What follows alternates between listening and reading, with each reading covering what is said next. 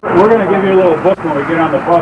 It's a map of this block, and it shows exactly where Mrs. O'Leary's house was in the barn and everything. Yeah, we have a very nice tour guide for everybody. It'll list all the locations that we're going to go to. We have how many pictures in there? 10 or a dozen or so.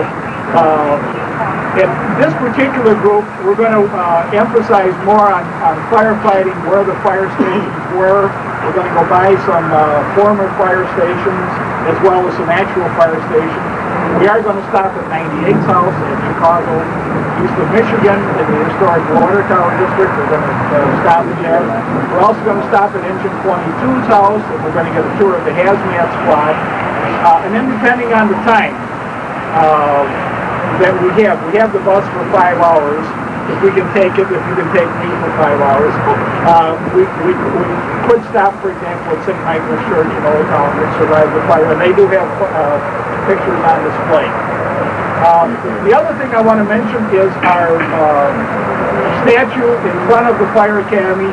It has a couple of different names. It has a couple of different meanings and intentions. It originally was called Tongue of Fire, or sometimes it's called the Eternal Flame, etc.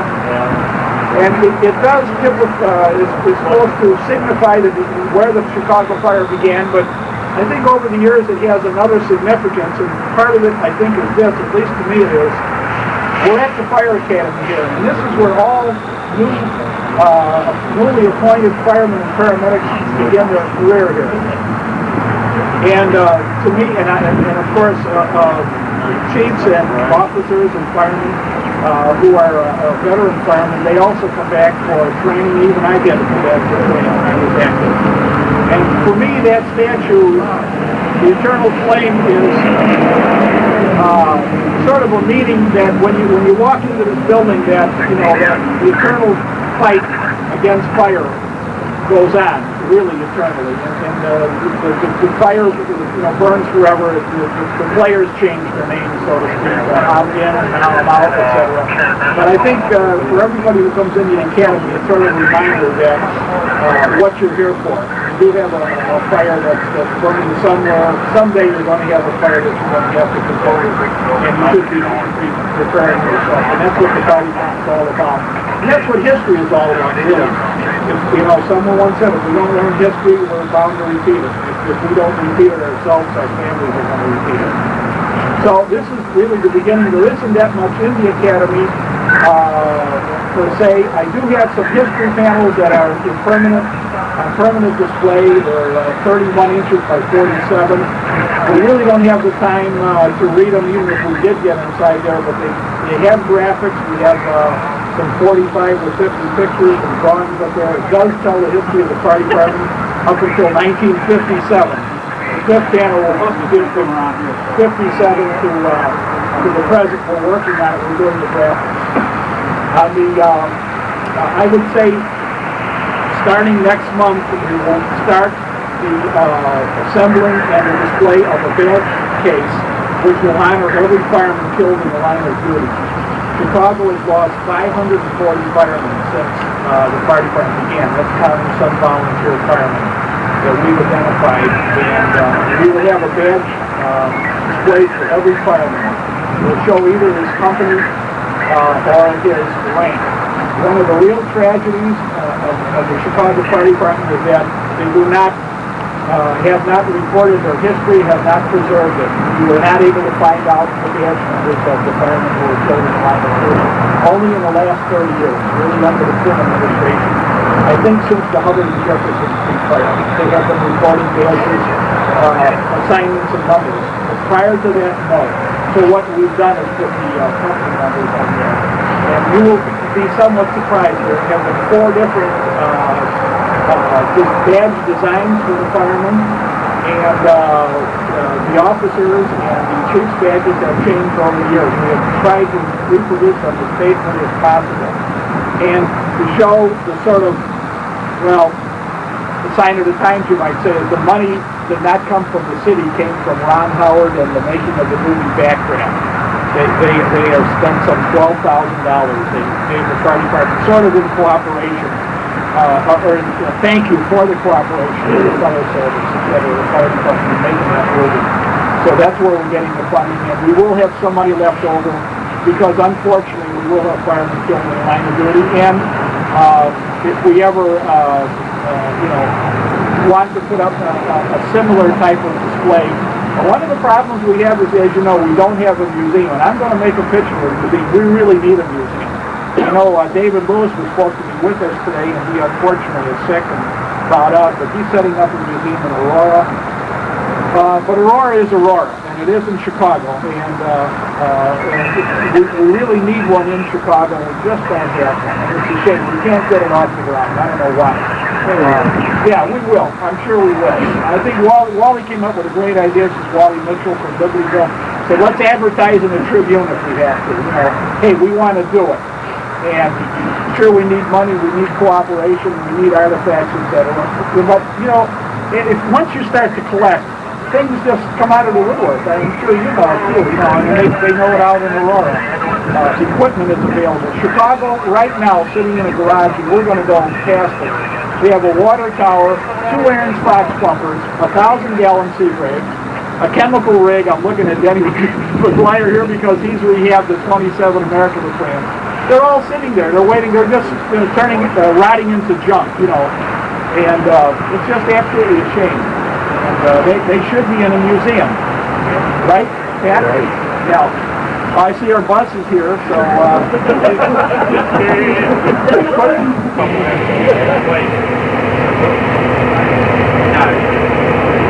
So we're going to start on number 25, which is Engine 25's former house here. And then we'll just keep you up on where we are at the time. There are pictures in the back of various houses that are no longer around, so we'll tell you when to look at them because they're not in any order. And, well, the map that we mentioned before of this area is back there by this military town. It'll show you right where the house was and Chroma 3 and everything. And you can kind of keep up with this one. Now it's against the rule.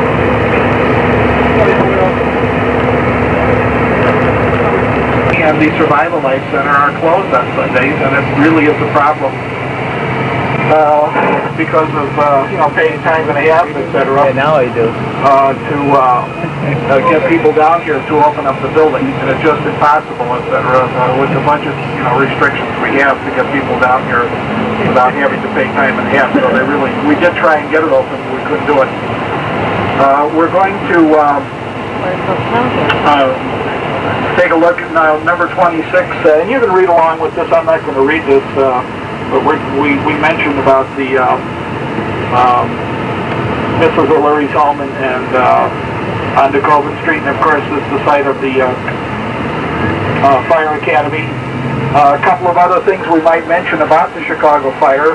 You know, the Chicago flag has 4 red stars on it, and the second red star commemorates the Chicago fire. The first one is for the 4th Dearborn, and the second is the Chicago fire. Another thing nationally is the Fire Prevention Week. The observation of Fire Prevention Week really goes back to, it's held in October because of the Chicago fire, which was began in October, and in the 20s they started to locally observe Fire Prevention Week in October in commemoration of the Chicago fire, and then it became a national event. As we're going north here, and throughout the tour, I'm going to be mentioning things that we, that we're passing by, things of interest. Some will be fire interest, some will be Chicago interest. For example, there are 5 different. Can you hear me? Is this thing now? Now, one of the things is we're coming up. Look on your right here. Just look down Arlington Street here. Just one of the things that we want to point out. Look how narrow this street is. This is the same width as it was the night of the Chicago fire. And I really have the feeling that the narrow streets and the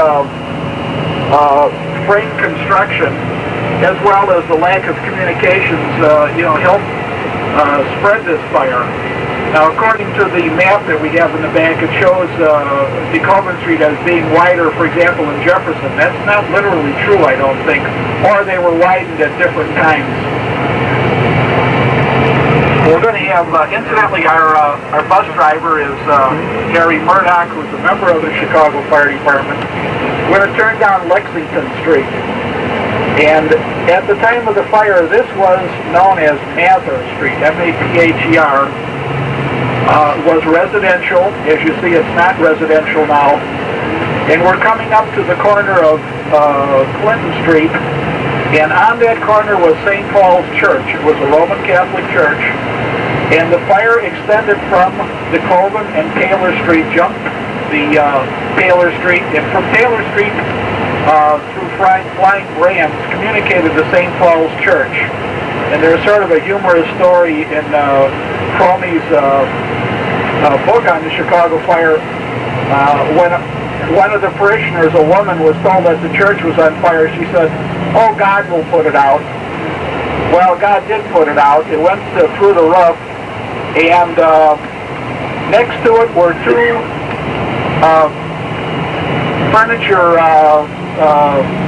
furniture making plants with their own lumber yards, etc. One was called Daham's Mills, and the other was called Rolls Furniture Factory. And in one of them was over 1 million board feet of shingles, wooden shingles. And they were right in this area here. They were between Canal and Clinton and Polk Street to Harrison.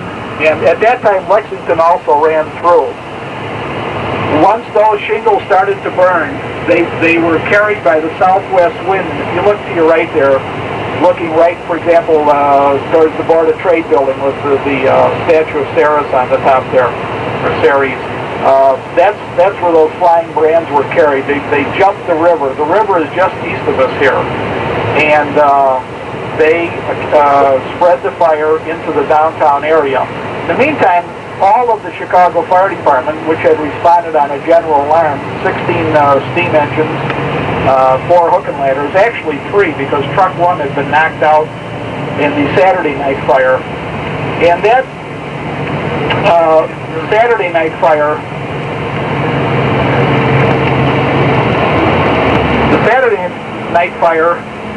which was being called the Chicago Fire, had a direct bearing on the Sunday night fire, which we really call the Chicago Fire. This fire occurred in the same area, and we're going to go up to it.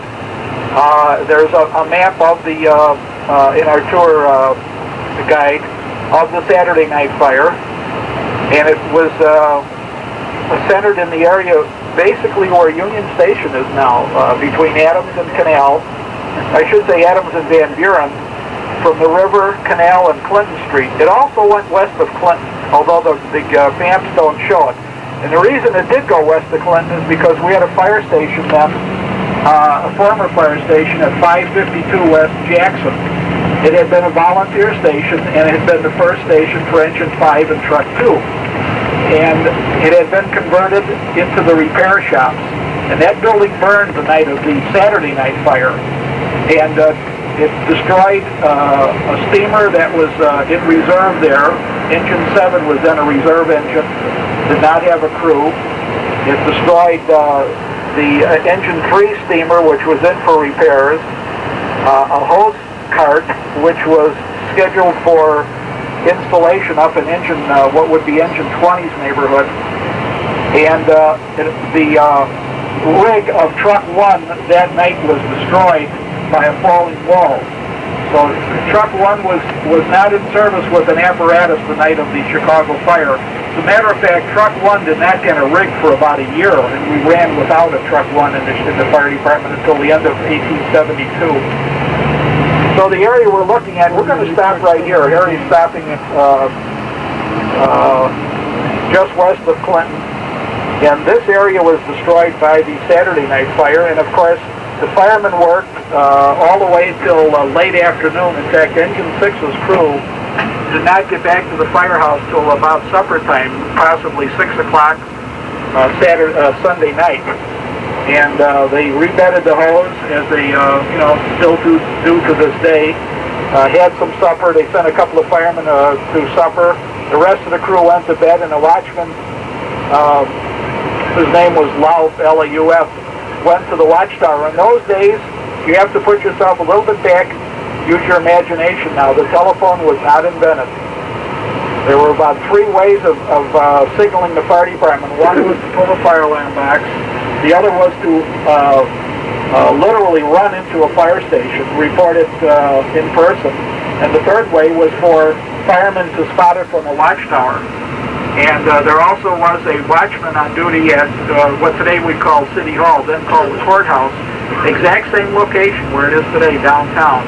And he spotted the fire along with the watchman on Engine 6. 6 was then at Canal and Maxwell, on Maxwell Street, just west of Canal. We'll go by the house later on. But while we're in this area, I want to point out one building. If you look to your right here, you're looking north, the big white building there, about a 15-story building, is the headquarters for the Burlington Northern Railroad.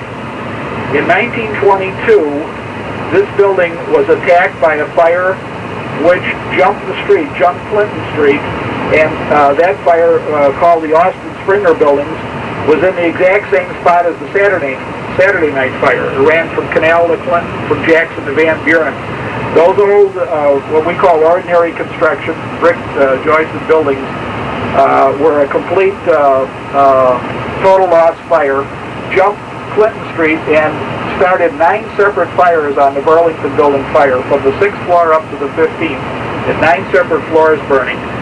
And one of the reasons it did, and this fire was in 1922, March 15, 22, the fire department at the time did not have any deck guns or any means of elevating streams. We had no aerial towers, no ladder pipes, no water towers, and actually no deck guns on either the hose wagons or the SWAT apparatus. So the fire department was unable to set up a water curtain or to effectively contain this fire in one block. So the fire department took a lot of, no pun intended, a lot of heat over this fire. And it was the reason that the water towers, high pressure wagons, 3-inch hose, ladder pipes, and deck guns on squads were that whole new equipment and new installation of I guess you could call it, the fire department calls it big fire, big water concept. That whole concept started from this one fire. So the fire department learns, like we all do. Incidentally, the building, if you notice, is angled somewhat, and that's because the elevated tracks ran right alongside the building, and the elevator was there before the building. So the building had to conform to the configuration of the L-tracks. And you can see the way the building is angled there. And you might think, gee, that's an odd-looking building, and that's the reason. It's hard to believe it now that the elevator was here, but it was.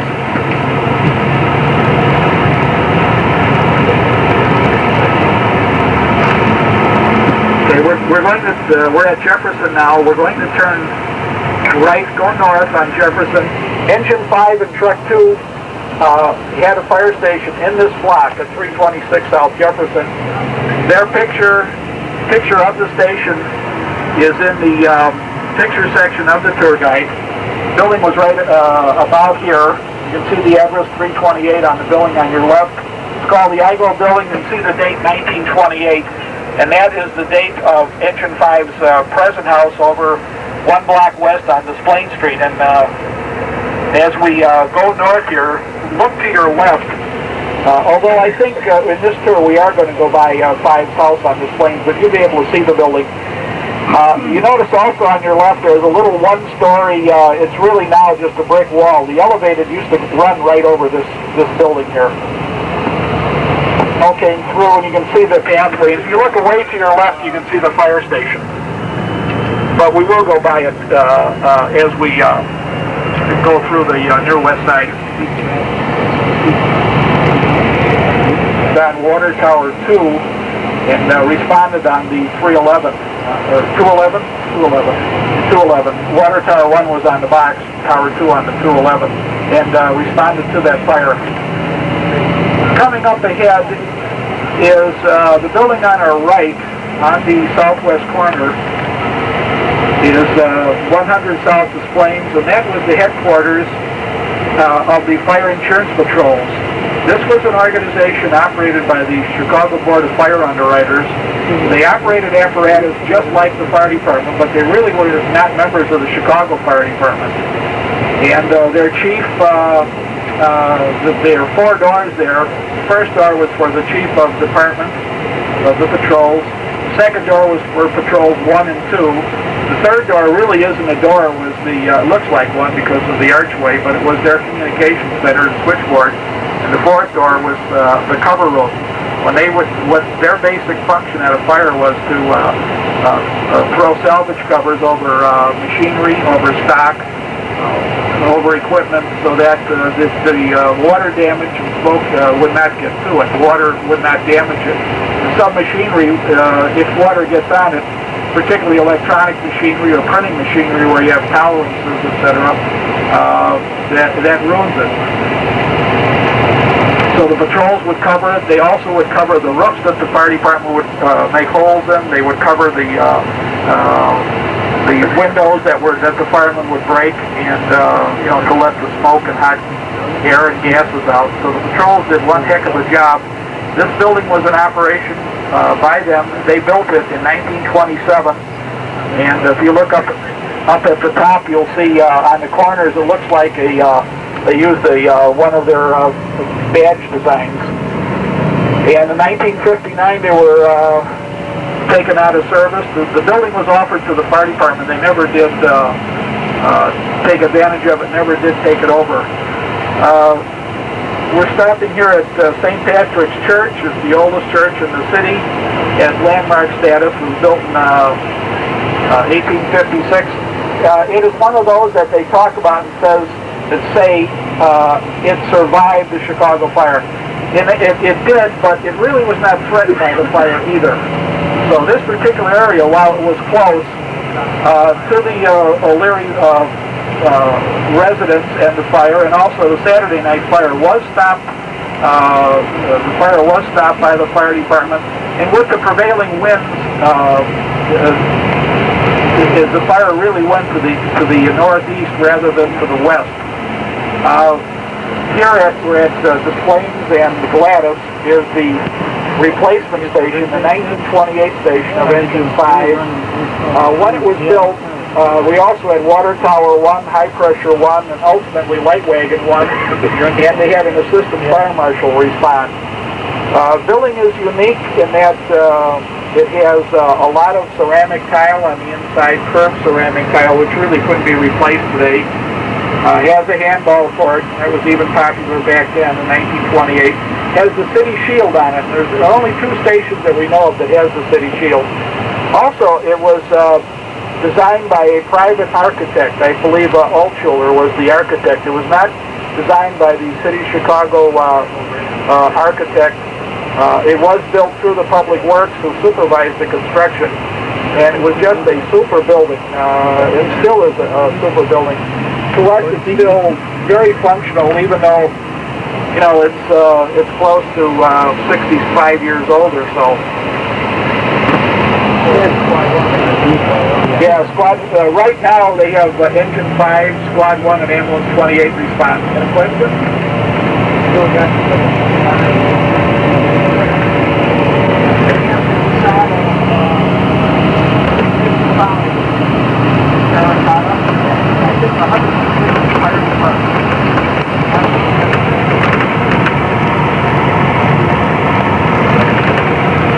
This station was built in 1913. We don't think it was owned by the patrols. They had a habit of leasing buildings. They would give like a 10-year lease, but they were against owning. Possibly because they maybe after a number of years would reevaluate whether they needed an apparatus in that location or not. The reason it was built 1913, Patrol 2's previous house was built for horse-drawn equipment, was really unsuitable. They were always in the neighborhood. And this was just called the West Side. When we think of the West Side today, well, different thoughts come to mind, but we always think of maybe something out around Western or Kedzie or Pulaski, but in the old days, the West Side was anything west of the river. Here's the building here on our right, the red brick building. I don't know you can really see it, but above the second floor it does say Fire Insurance Patrol 2 in stone. The building became part of the Gozzolo Drug Company, and then was taken over by the Christian Industrial League, and is now a home for battered, it's a shelter for battered women, and it's called the Firehouse Shelter. Very appropriate. And I sent them the motto of the Fire Insurance Patrols, a line of which says, "Through doors these which never close." Very appropriate, because the patrols, although they ultimately closed, but the shelter never closes and it's always open for women. So they've taken a cue or a line from the patrols, and they keep it open 24 hours a day, and they do call it the Firehouse Shelter, and it still is run by the Christian Industrial League. These buildings that we see on the right here are, they're fairly new. I don't know exactly how old, but within the last 5 to 10 years, and that's dormitories for the homeless. And Mr. W.W. Granger, if you recall that name, electronics firm, Mr. Granger was a patron of the Christian Industrial League, and unfortunately passed away. But when he was alive, he contributed quite a bit of his time and money to fostering their ambitions and their ideals. We're going to go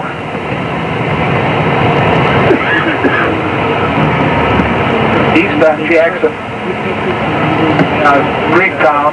I love this old building on the west, on the east of us rather, the New Jackson Hotel. You know, when an old building, we're all laughing because an old building gets new life, when it does get new life, they just put the word new in front of it. You know, from the Jackson Hotel, now it's the New Jackson Hotel. This makes all the difference, you know, now it's got a new name. It originally was the Farwell Hotel, and it has to be an extremely old building, probably goes back to the 1880s or so. A nicer hotel was behind it called the Vernon Hotel, and the fire department ultimately remodeled it into a vacant lot through so many fires we had there, but it was a nicer looking building.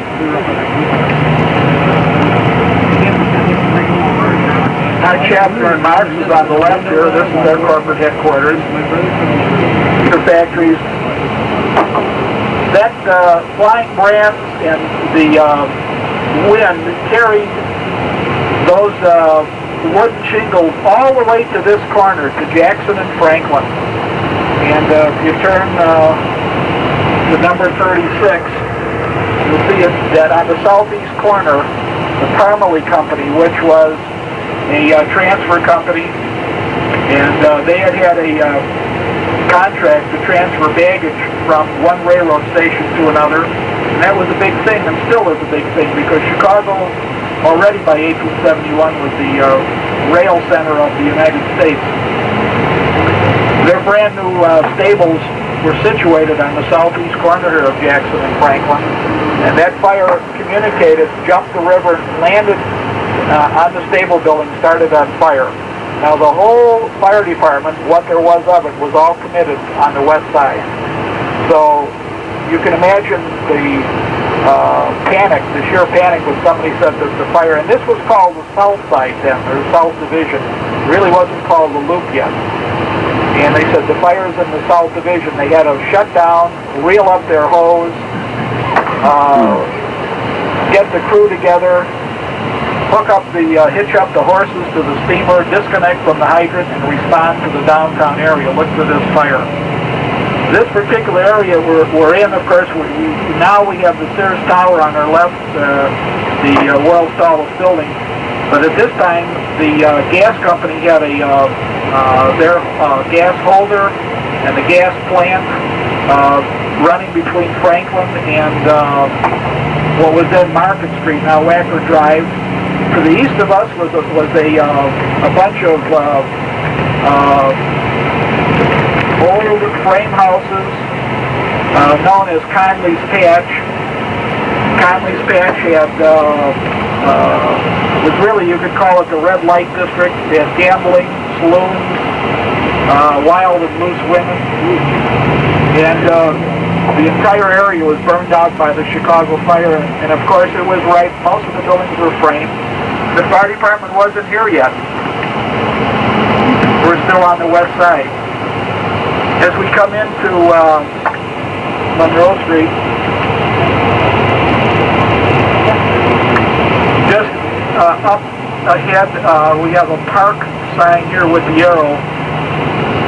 Just east of it was 179 West Monroe, was the headquarters for Patrol 1 and the chief of the patrol. They had been there from about 1888 to 1927. They had a narrow one-door house. The building still stood up until, I would guess, around 1960 or so. It turned out to be a liquor store. But I walked in there, not to buy liquor, I might add, but doing historical research. And that's what they all say, sure. Just getting change from the parking meter. And they still had the pole holes where they had been covered up, but you could still see where they were in the ceiling. So we come up to Madison Street. Of course, we always think of the Hotel LaSalle, which was on the southwest corner on your left. 21-story building burned in June of 1946. Killed 61 occupants, including Chief Eugene Freeman of the 1st Battalion. We're stopping here because right on the corner of the alley here, which I'm sure you're aware of, all the alleys downtown are named Calhoun Place, was the quarters of Engine 1 and Truck 1 at the night of the Chicago fire. The building was destroyed, and we really don't have any pictures of it, unfortunately. The station was somewhat unique in that it had been built in 1858. It was built expressly for a steam fire engine. When they came out in subsequent organizations of early steam fire companies, in most cases they used volunteer fire stations, but they had been built for hand engines like the veterans we saw over at the Fire Academy. So they really weren't built for firemen to live in, for horses to be stable there, etc. As we come up to the corner of Washington here, we see what today we call City Hall and the County Building. In 1871 it was called the Courthouse. It was on the same square. And the fire alarm office in 1871, as it is today, was located on the upper floors. Today we're in room 607. Then they were on the 3rd floor with the watchman at the steeple. And it was he that saw the fire before there was any official announcement, and he told the operator, Bill Brown, to strike box 342 at Canalport and Halston. He was about a mile and a half off. Brown, of course, complied, struck box 342. That number has been memorialized, commemorates the fire, is the box that's located at the Fire Academy. The 342 does not, your box numbering system doesn't fit in with the numbering system, but because it was the number used the night of the Chicago fire, they did relocate that box number to the Fire Academy. We come across the Daily Center on our left, the Eternal Flame, Picasso, which means whatever I guess you want it to mean. We come to a Dearborn Street, and at the time of the Chicago fire, we had another fire station at 105 North Dearborn. It had been a volunteer station for Fire King number 1. And those of you who are familiar with the display in the Chicago Gallery at the Chicago Historical Society remember and can picture the old hand-operated, hand-drawn fire engine known as Fire King number 1. This station at 105 North Dearborn was built for that specific fire engine in 1856. The house would be, looking to your left, would be to the right of the Commonwealth Edison substation.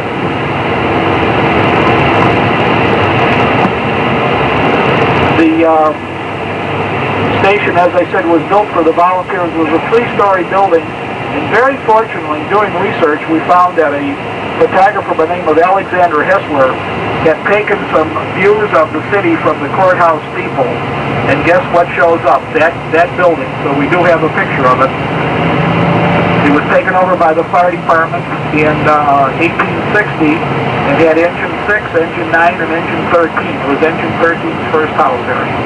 And of course, they responded to the Chicago fire, lost the building, and they did not rebuild on the spot. They rebuilt at 209 North Dearborn because they didn't like that location. It was an inside lot with no alley and was dark and damp. Crossing State Street, we see Marshall Field on the left.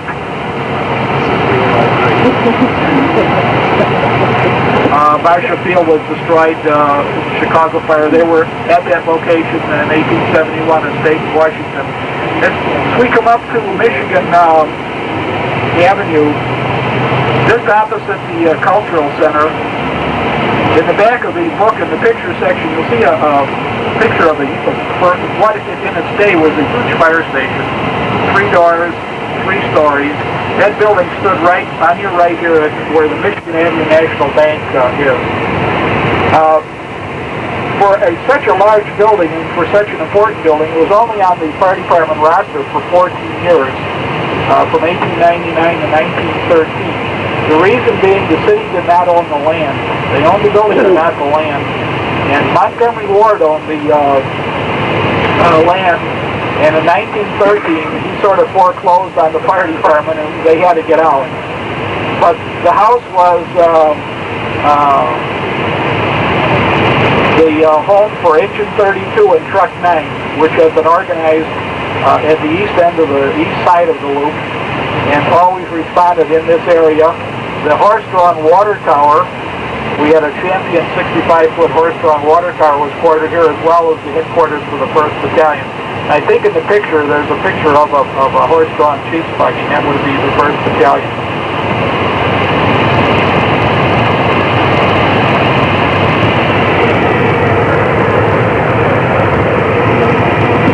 Yeah, Chris was reminding me here, there's so much here. Chris has got notes on, we've got notes all over the place here. As we look straight ahead, you see Grant Park. At the time of the fire, Michigan Avenue had a small park area which was only about 80 feet east of the avenue, and then there was water. It was Lake Michigan. The Illinois Central Railroad came in on trestle out in the lake. To fill in the gap between the east side of Michigan Avenue and the trestle, the ruins and rubble from the Chicago fire were dumped in this Lake Michigan, in this particular area of Lake Michigan. That helped fill up the area. It didn't seem to be of great importance at the time. And Harry's going to have fun with this one. The last one, Harry, the bus, yeah, he scraped it. Yeah, like that. Go for it. Oh, sure. When the wheel falls off, you don't care.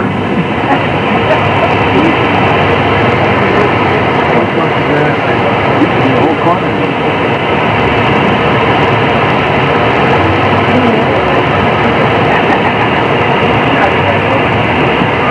I think we're going to run them over.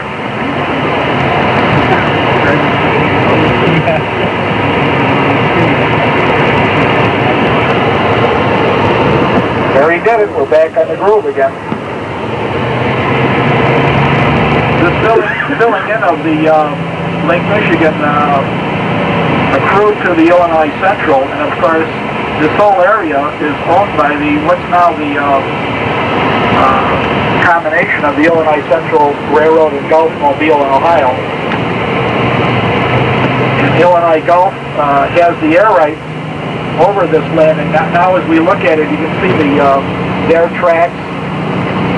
Tracks still come in as they have since the 1850s. That is the lower level.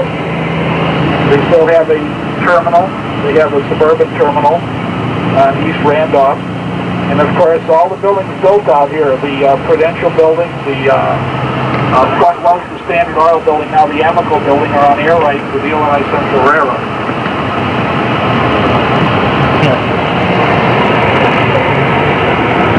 Amical has a whole new face on it. Remember, it had some Italian marble, and the Italian marble started falling to the ground, so they replaced it all, and they're just about finished, I guess. Replaced the whole exterior facade of the building. Yeah. We're now in what could be called the Illinois Center Complex. We have the Fairmont Hotel. If anybody listens to automatic alarms in downtown, why they give engine 13 and truck 12 a living, I guess. We have engine 13 south on the right. And it has some unique features because it's up on the third level. The first building really built on air rights, really. And it was designed by a Japanese architect. I really don't know his name, but he was part of they're calling the 1st Battalion too. Wouldn't that be a thrill, huh? The architect was part of the Illinois Center design team. They designed the fire station, and lo and behold, they put sliding poles in there. So we have, they're stainless steel, they're not brass, but we do have sliding poles. And here's the fire station on our right. We have engine 13, truck 12, and the 1st Battalion. And truck 12's days are numbered. The administration has decided to take them out of service because they're underutilized, even though they were the 12th busiest hook and ladder in the fire department last year out of 60 hook and ladders. Chris Grieve is signing up people with the petition there to keep them in service. Of course, they do not have a large area as far as land area goes, but because of the high-rise buildings, they do have a tremendous population, particularly in the daytime. But they even have a pretty good nighttime population because of hotels. We have the Fairmont, we have the Swiss Grand, we have the Hyatt, and of course we have the... Now it looks like somebody may be making a run here. They were calling the 1st Battalion on the air. It looks like he's in quarters.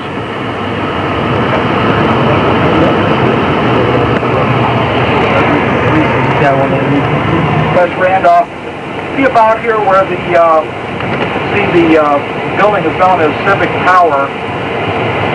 It was almost a brand new theater. Had just opened. Unfortunately, fire exit doors had opened inward. And that was the reason, I'm sure the reason that panic bars and doors opening outward were adopted. And because the doors opened inward and the panic, this was a flash fire, trapped 601, mainly women and children because this was a matinee. And they were killed. And while that happened in 1903, I really believe that in the ensuing years, almost 90 years, we have not lost anybody in a theater since.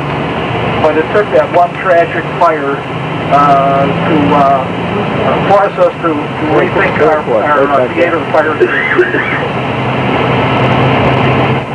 We go by City Hall again, and also the State of Illinois building.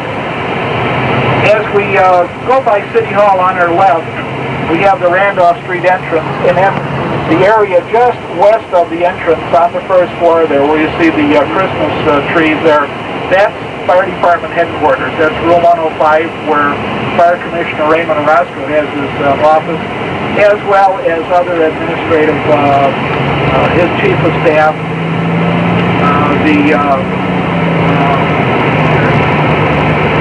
administrative offices of the Fire Department. Fire Suppression and Rescue is up at is over at the Fire Academy. That's Chief Keyhole.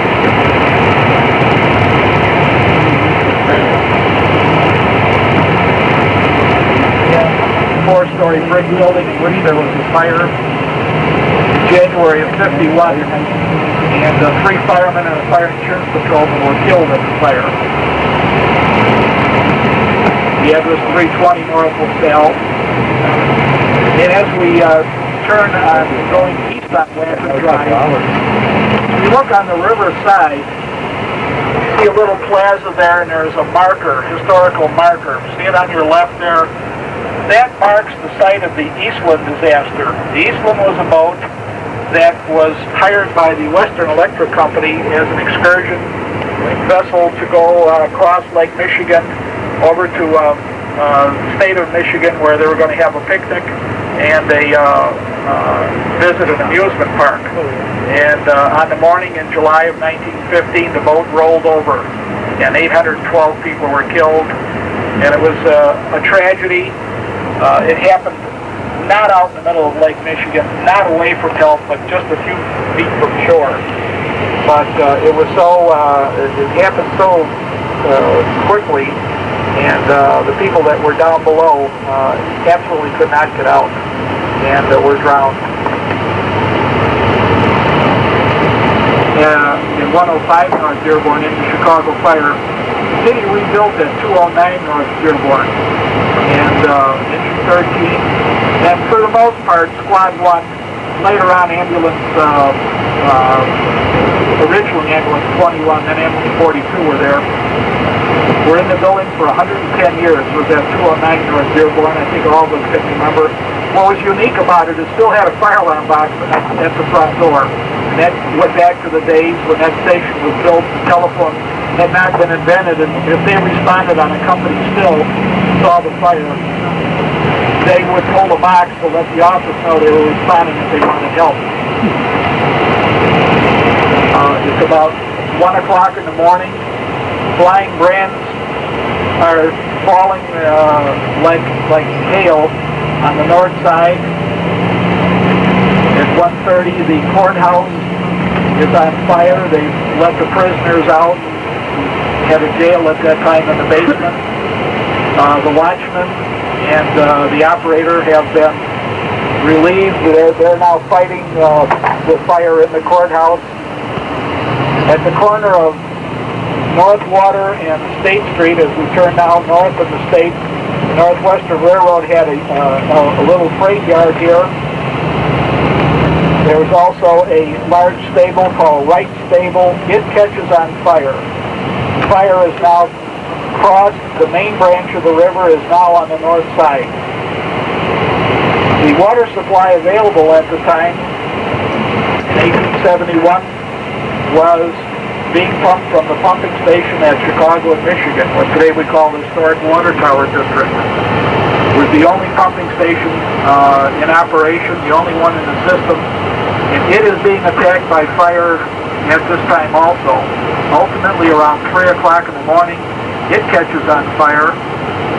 Communication from Lil's Brewery across the street, and the roof burns on the pumping station and it shuts down.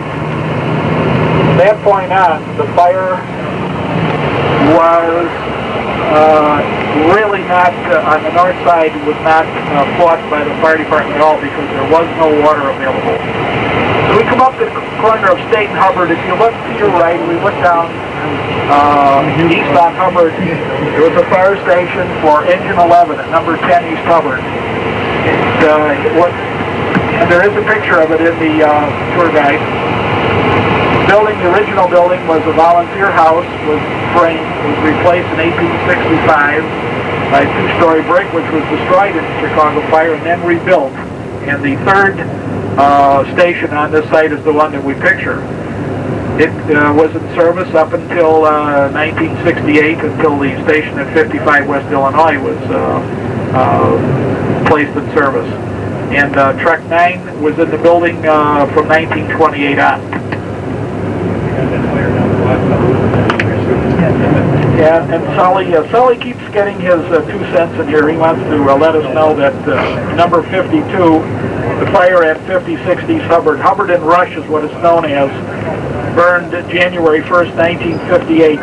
This was there's a good description of it, but it's hard to believe, but as you look down the street here where it says Downtown Sports Club, all the way over past, that's Wabash Avenue elevated, and then on both sides of Wabash were coal storage buildings that had been built by Gurdon Hubbard, and of course, knowing their history very well, the city fathers named the street for him.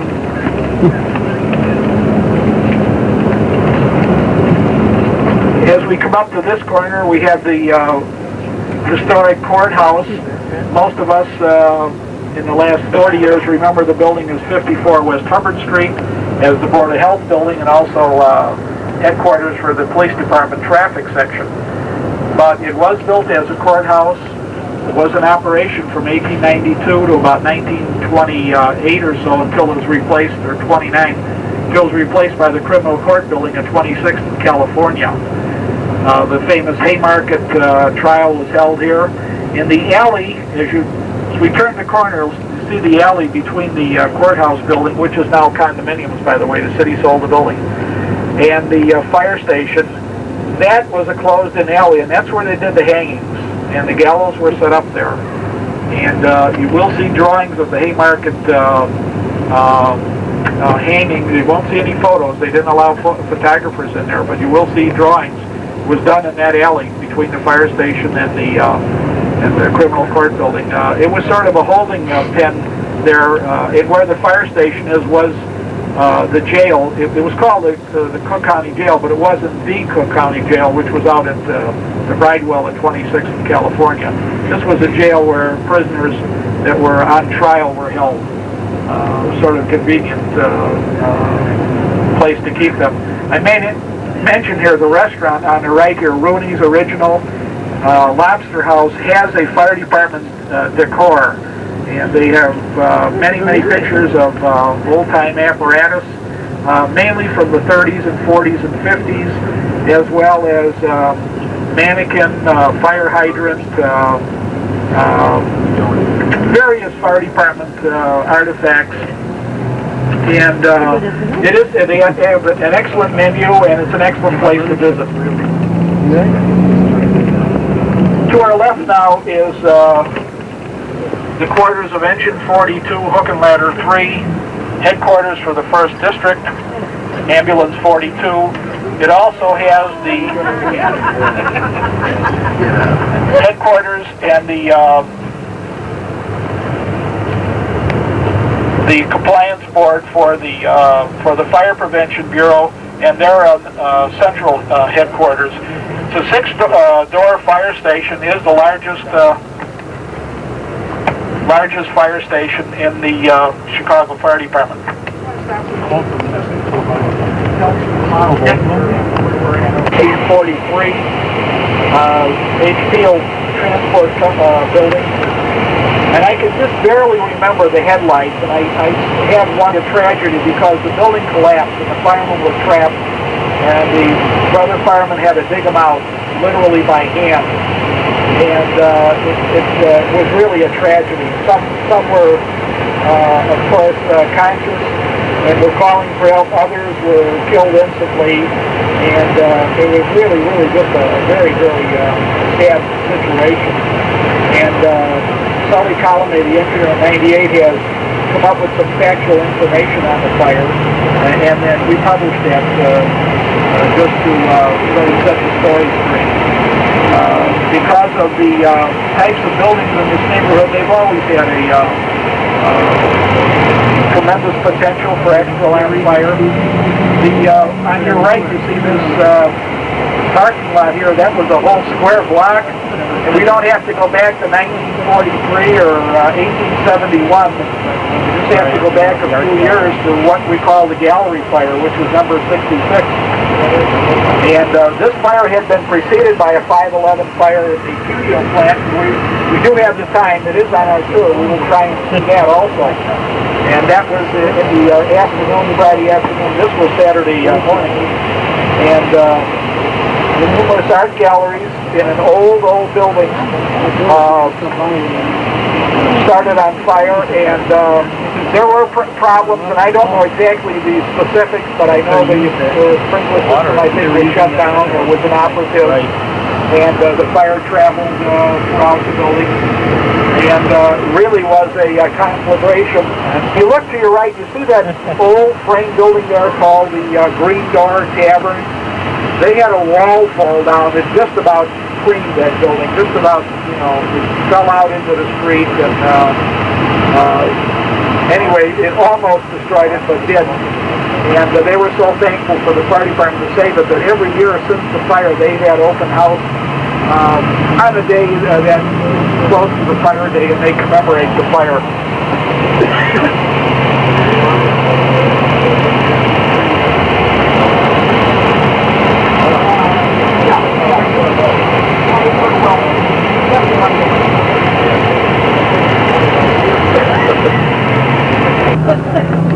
I guess she did contribute a couple of recipes, one for hash browns or something, but she's not in there every night. She must eat pretty good though, because all that weight she lost, she gained back again. I'm sorry. We will later on, if we have the time, and I'm sure we will, we'll go by her studios, which also has a historic significance.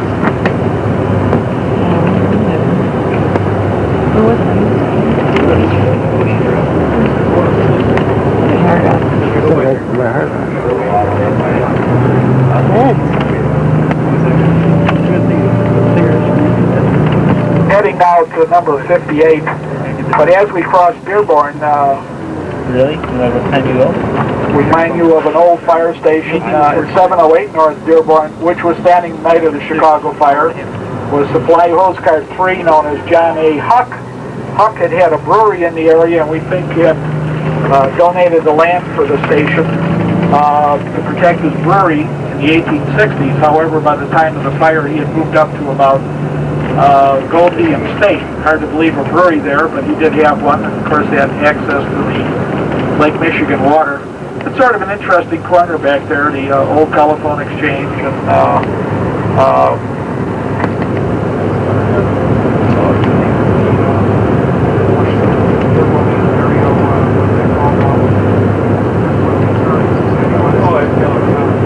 the Excalibur, I couldn't think of it, it's had a couple of different names, but the Excalibur nightclub is in the Historical Society's old buildings in Dearborn, Ontario.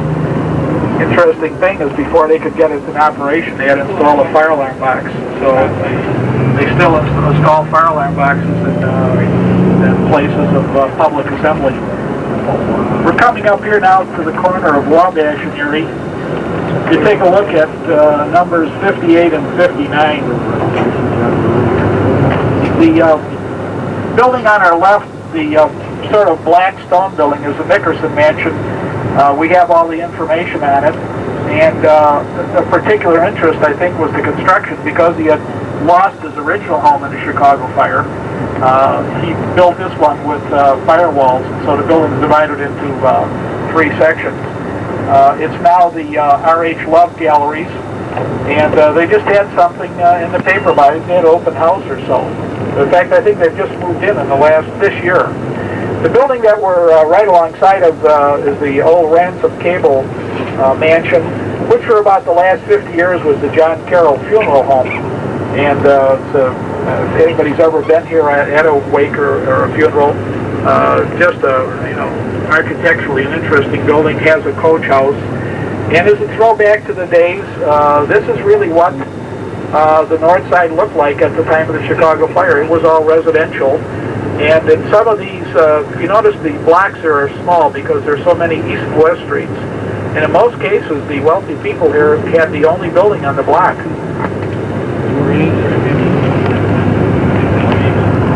Building.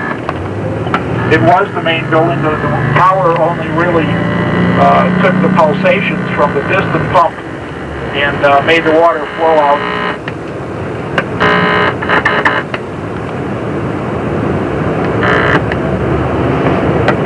And the standpipe that was in the water tower has been replaced, but the pumping station is still an active pumping station.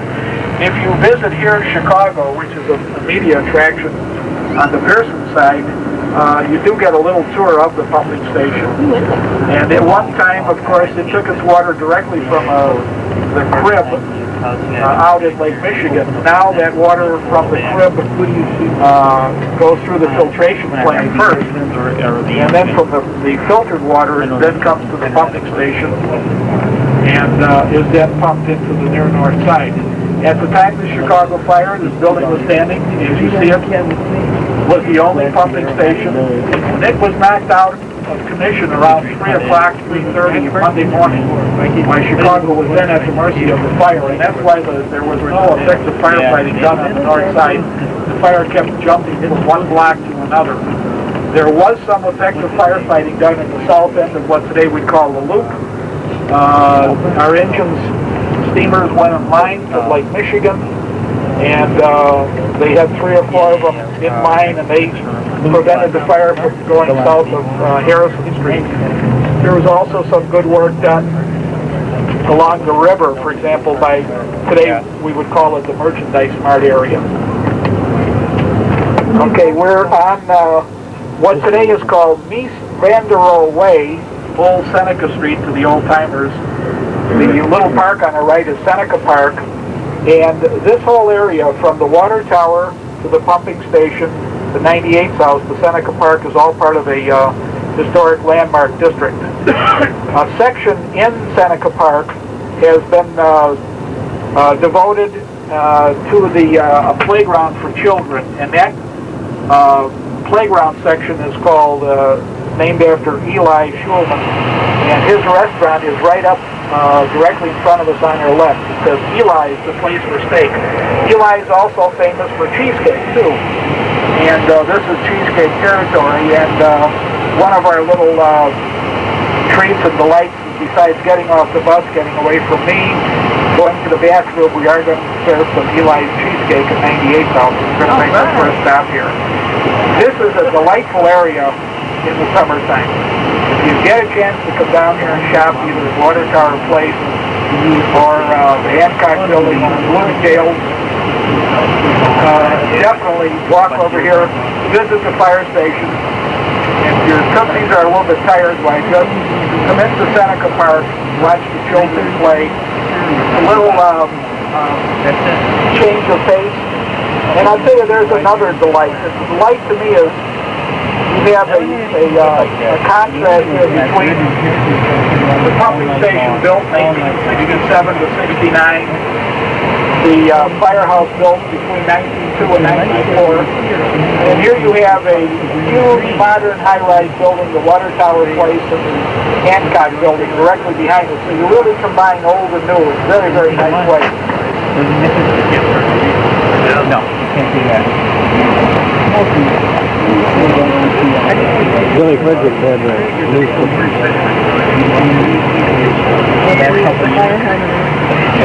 How do you guys like them? Some guys do.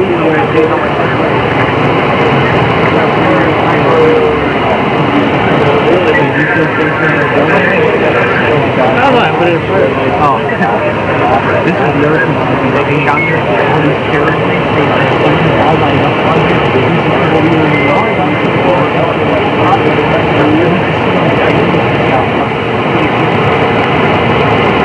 The fire department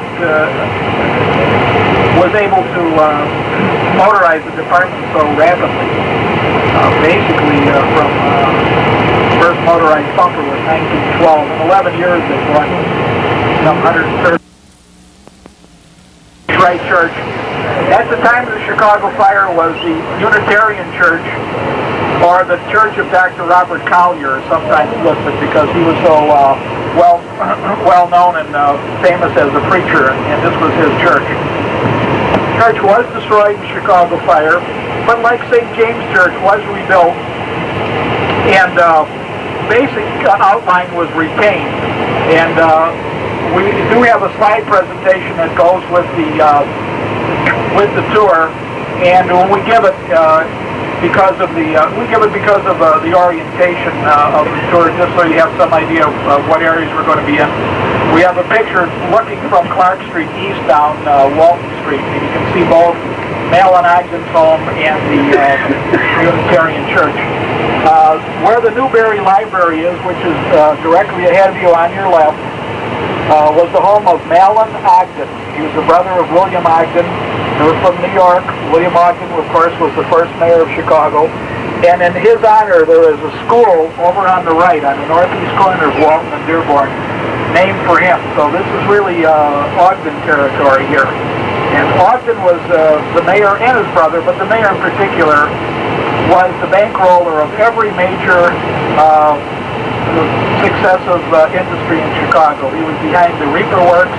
He was behind the Northwestern Railroad, was the first president. He was president of the, I guess it was the Western Pacific Railroad that was involved in the transcontinental connection of the railroads from the east to the west. Ogden, Utah is named for him. Quite a bit that he, the first bank in Chicago, he bankrolled. And his brother Mellon had a home on the site of the Newberry Library, and it was saved from the fire. For some reason, maybe because it was the only home in the block. No one really knows why the particular occurrence. Also, the family, we think, had donated, or Mellon Ogden had donated the land for Washington Square, and that might have diverted the flames.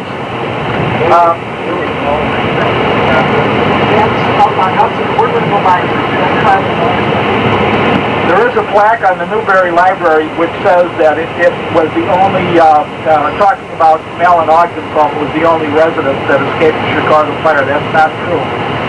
There is another building called the Bellinger Home. We just had a question about it. It's up on Hudson Avenue. We are going to go by it. It did escape the fire. It also has a plaque.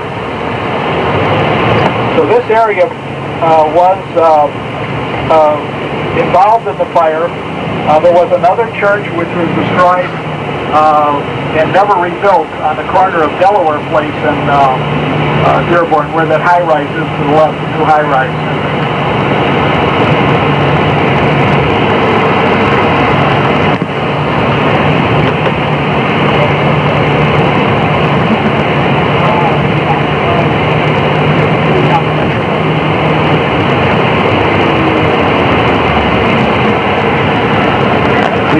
Original quarters for Fire Insurance Patrol 5 are still standing.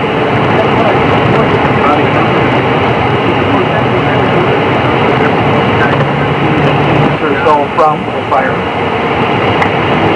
This whole area was all burned. You refer at times to the map which we started with. You'll see this area was involved. Okay, the building is on your left. This is the red brick building. If you look above the door area, you can still see in stone where it's been chiseled away, Fire Insurance Patrol 5. This building was in service from 1892 until 1925, until they built the present building at 1044 North Orleans. We do have pictures of their apparatus. Incidentally, the north side of Walton was then residential, small little frame houses. They said this area at one time was all residential, then went industrial, commercial, and to some extent is coming back, although here it's Moody Bible seems to have most of the property. You see some of the buildings, even that brand new gym that we right on the corner of Wells there, Solheim Center, is part of Moody Bible. This is Orleans Street. This is the eastern boundary of the Cabrini Green housing project. We're not going to go in there. We're going to stay away from there.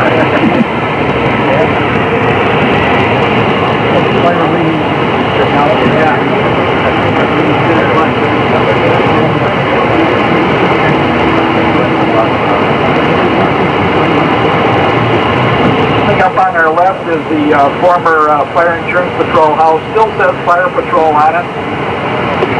The 1044 North Orleans. One of the mass trucks is out front. It is the headquarters for the Air Mass Service. When the building opened, it housed Patrol 5, Patrol 7 from the west side, northwest side, and was also the repair shop for the patrol. The door on the south, the door on your left there, was the repair shop. They still have an overhead chain hoist on a track in that bay. The building now, is, as I said, is used exclusively by the Air Mass Service. They have a number of functions here. They have these big trucks that supply all the battalion headquarters and district headquarters with air. They also test the bottles. They test and repair the air mass. They also supply oxygen to the ambulances and to the fire companies. They have taken over that function from the repair shop. So it's quite an organization. They have about 21 people that work there. Some are firemen who work on a 24 on, 48 off shift, and then some are just daytime people and administrative people who are basically 9 to 5.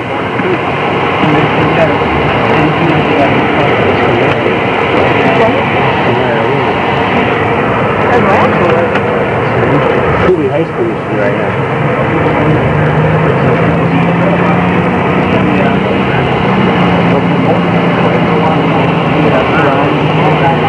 That in the fire alarm office, at least it was a little bit warmer in the office than it was out here, maybe below chill factor.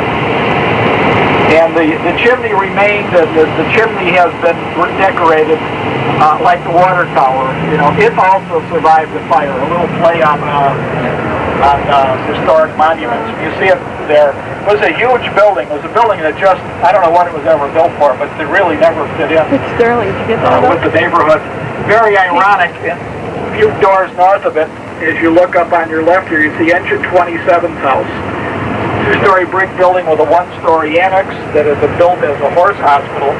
The building is old, goes back to 1874, was used up till 1960 as an active fire station.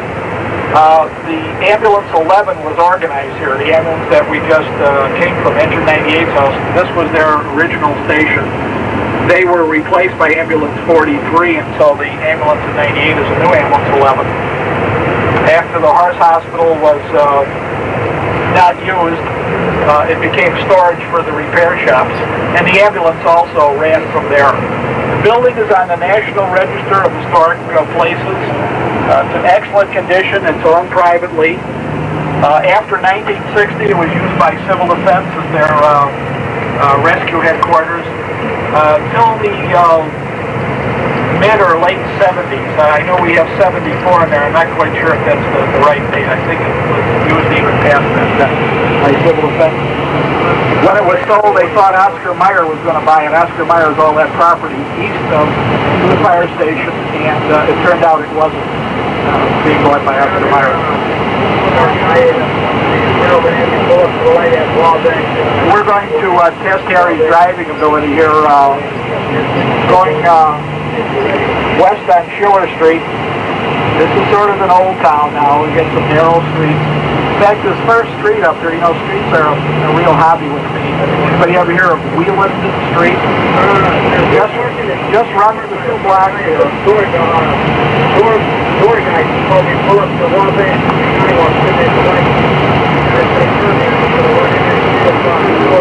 The factory buildings on our left are used by Dr. Scholl's. The foot powder and foot braces and inserts. Still an active factory. As we come up to Sedgwick Street, if you look on your right, you'll see the stables where the horses and the carriages are kept for the horse and carriages that you see on the north side, and particularly around 98 south, the Chicago and Michigan area. So it's nice to come down here in the summertime, particularly if you have children, and there is an odor, but it's also nostalgia. Buildings in front of us are the now called the Town and Garden Apartments. Originally, in my day, and I grew up in this neighborhood, it was called Marshall Field Apartments. They're walk-ups, 5-story, no elevator. They look like 80 feet or 79 feet tall. They just built them so that they would miss the regulations of having elevators and standpipes. So they have no standpipes. So if you had a fire in this place, you'd have to hump those up manually. Turning west onto Blackhawk Street, this is an area that I grew up in. And these buildings have not been maintained. They're falling apart. You see, look at some of the upper floors right on the corner here as we cross Hudson. You'll see a couple of burned down apartments there. They had some deaths and they've never fixed up the, see it on your left there, upper floor. Had a little baby burned to death up there about 2 years ago. They've never fixed it. And this is the corner I grew up. This is Black Hawk in Cleveland. Grew up in the 1500 block. The night my old house burned down, I sent the fire engines there, believe it or not.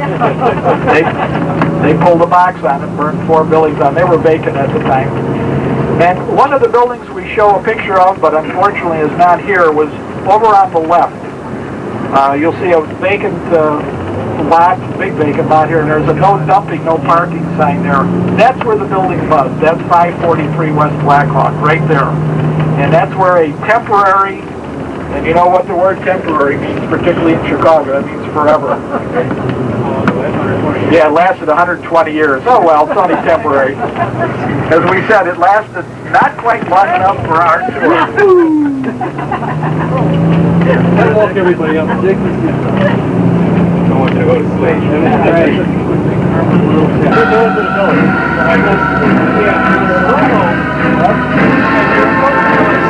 Gravity runs the block, so it's going to be a tight tour, tight swing there, tight turn.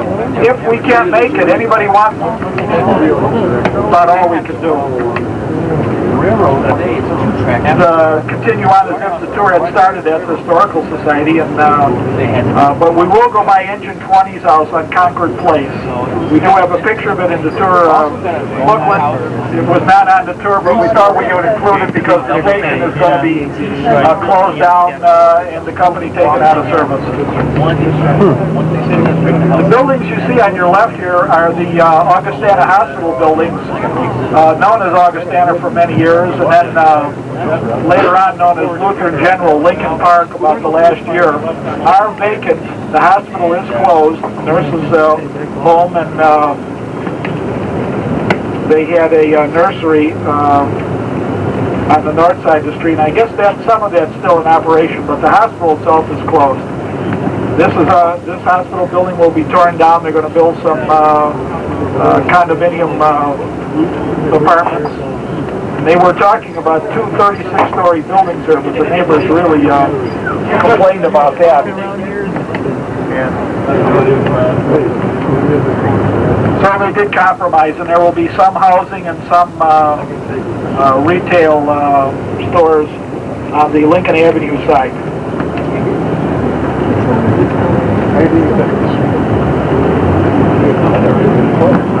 Now we're about 4 miles north of DeKalb Street and the Fire Academy.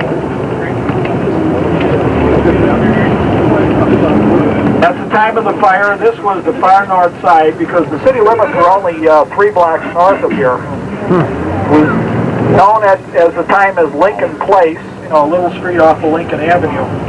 Now it's called Hudson Avenue. Harry's going to try and get down, and I knew it was going to be a problem. Yes, and Jeff Burke asked tough, and it always was, Jeff, even when Truck 10 had the tractor trailer. Yeah, well, yeah, that's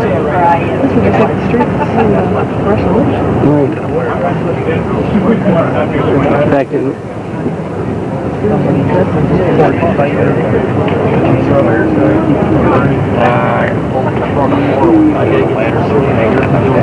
Pretty tight here.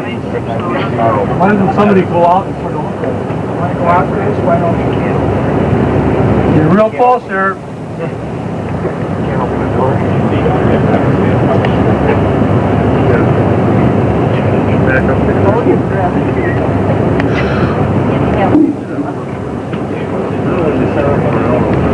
Boy, is he close.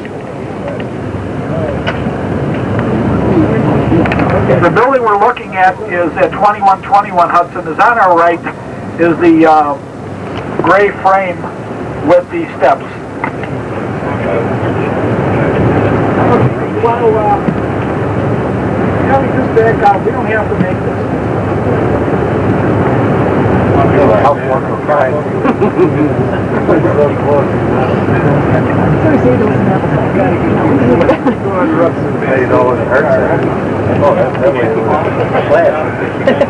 What would they have a center of that? Yeah.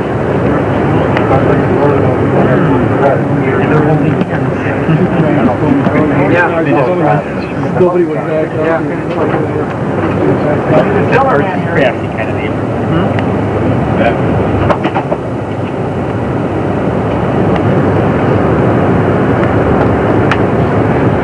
By police officer burning by pouring cider. As it turned out, is sort of legend. His widow in later years was interviewed and said that they didn't have cider in the building. So, but what he did, he put rugs and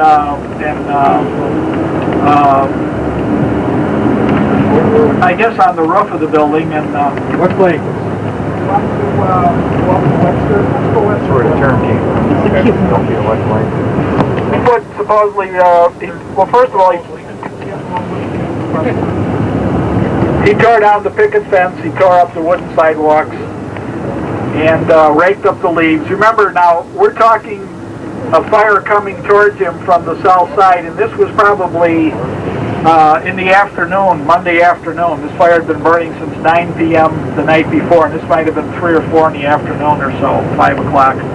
And there were only a few buildings in his block. And as I said, he had his neighbors out there. He had a pump. He didn't have. They didn't have regular water. Fire protection up here was on Webster, which is the street just north of us, and they had a hose company. Later became Engine 22, and they had the station on Webster brick building replace the frame at the time of the fire. We go all the way to Ashland, which is a run of about 10 blocks. 76 is a new building on the corner. In fact, it's a high-rise. 77, the plate is flat on the ground. You really can't see it, but there is a marker there in Fullerton and Lakeview that indicates the extent of the fire, and that was the city limits at the time. And there were no buildings north of there. You go into Lincoln Park at that point. And then when we ran the tour for the Historical Society, we came back through Lincoln Park to the Historical Society building in North and Clark, and sort of peered at the building on Clark Street. The old apartment buildings on Clark are still there, and they were under construction and really just had a shell, and that's why they escaped the fire. We're going to go west on Webster, and this is sort of the DePaul area.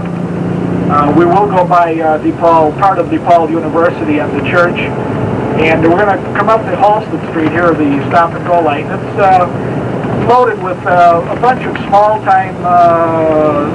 stores and restaurants, and this is still a walk-to neighborhood here. Pretty neat. Place.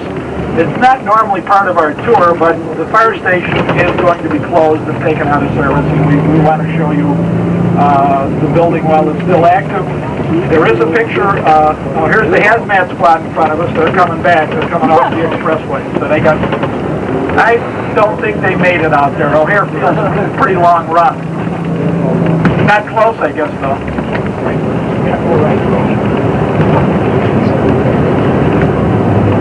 Yeah, that'd take one. Kind of hard to get out there.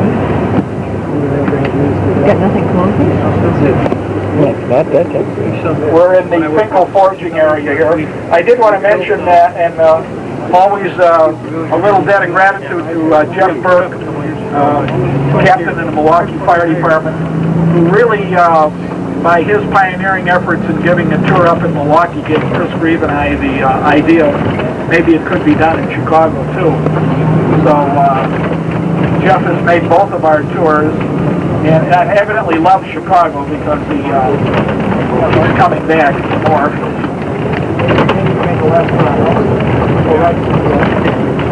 You thought you were going to give tickets to the football game today, that's why.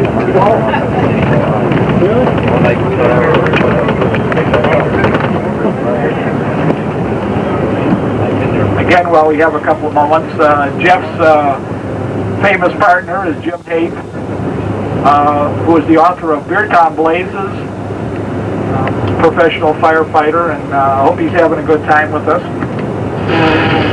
When do I get my coffee? Typical fireman. He's hole 7, named A. Clyburn. Mr. Clyburn lived in the neighborhood here when it was residential. He was a pioneer, was one of the early constables. He was a meat packer. He did tanning. He did a little bit of everything, whatever was needed. And the hose cart was destroyed in the repair shops down at Jackson and Clinton in the Saturday night fire. But the fire station was standing, and you see a picture of it in the tour guide. That particular picture is very interesting because both the old and the new fire station were standing. So Engine 14 from Chicago and Larrabee moved into the vacant frame fire station up here on Concord Place. At that time, the street was known as Rawson Street. And the reason they needed a fire protection here, just east of us where you see these big buildings, was a Ward's Rolling Mill. And here's the station. A PWA station, or sometimes called WPA station, built in 1936. You have a 2,000-gallon American LaFrance pumper here. And the door is small enough that, or so small that the nozzle on the turd pipe has to be permanently disconnected because it won't fit in and out of the doors, etc.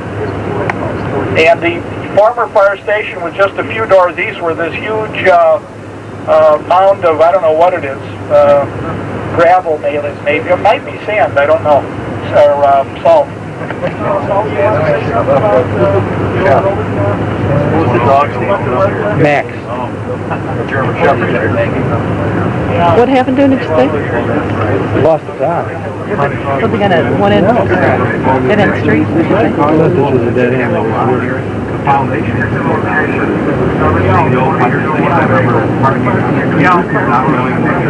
Tombstone. For the dog? He's probably in Your house in 1868, 4 Engine 3 of the fire department. They responded to Chicago fire from here. At that time, the city had from the firehouse lot to the corner, and they had a police station, and they had enough room to build a second building for the police department court. And so they had 2 police buildings and the fire department. In 1891, Engine 3 was moved over to Erie Street, just east of Milwaukee, and Truck 19 was actually reorganized. They had been on the south side for a short time. And so they occupied the building up until 1961. A good friend of mine, Bob Freeman, started on Truck 19 in 1958, and one of the interesting things that he noticed, they came in to work on the stairs going up to the second floor, and they might have been the original treads, and instead of replacing them, they picked them up and turned them around so that the worn spots would be now in the back end of the tread rather than the front. I never heard of that being done before, but they did it in this house. And it was, one of the buildings that was used the night of the Chicago fire. Yeah, their hydrant is right here, and the firehouse was on the west end of the lot. Now the Engine 14 from 509 Chicago is here. Canteen 1 is located here. Headquarters for the 3rd Battalion and Ambulance 53. It's a very strategic location because of the intersection of all the diagonal streets. They can go east and west on Chicago, north and south on Milwaukee, north and south on Ogden.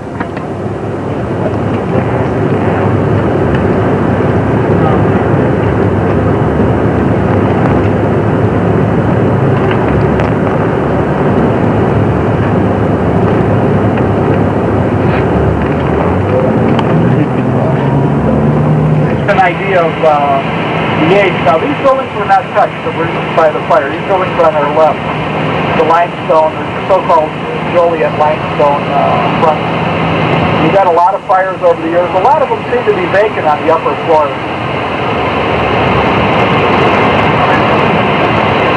As we approach Erie Street, if you look to your left, you'll see a lonely fire hydrant on the south side of the street. That marks the site of Engine 3 station. I was in the station. It was active until 1956, but didn't realize at the time that it had been built in the 1850s. and had been used, the original structure at least had been used by the volunteer fire department. As we crossed the Ohio-Ontario feeder ramp to the Kennedy, Como in here, we're going to cross Green Street. This was the location of the Green Mill Hotel fire. You look to your back there, building in the center that has the yellow bricks on it, that was the Green Mill Hotel. Really it was called a hotel, but it was an apartment building. We haven't mentioned a number 8 at a 411 here. And Sully Colony was telling me an interesting story. There was a 211 around Erie and Racine, 600 block of Racine, and Engine 3, and of course all those companies, Truck 19, were working at that fire, and change companies had responded, and Engine 42 and Truck 14, a change company, had responded to the report of a fire in the Green Mill. And when 42 started to come up the stairs with their hose line, the stairs collapsed. And they were plunged into the basement or first floor. The fire dropped below, dropped below, and burned and killed the captain of 42. And burned one of the firemen very, very badly, still alive, but never has worked again. And one of the second deputies who was at the first fire supposedly ran to this fire. They could see it from the first fire. He suffered a heart attack and ultimately died in the hospital. Needless to say, the building was occupied. There were many rescues. Charles Steele, who was on Truck 14, might have been driving the 8th Battalion that night, made a number of rescues, won one of the Lambert Tree or Harrison Awards for his rescue work that night. And you know what a second fire can do. Second fire really suffers because you don't have all the equipment that's normally available because they were tied up at the first fire. This neighborhood being industrial has seen many, many extra alarm fires, and we're going to turn on the Kinsey Street here, which parallels the original tracks of the Chicago Northwestern. And we're going to go by, first of all, you're going to get a nice whiff of the Blommer chocolate factory here on our left. A nice chocolate odor. And then we're just going to see the vacant lot where the Hubbard and Jefferson Street fire was in January of '61. It was weather very similar to this.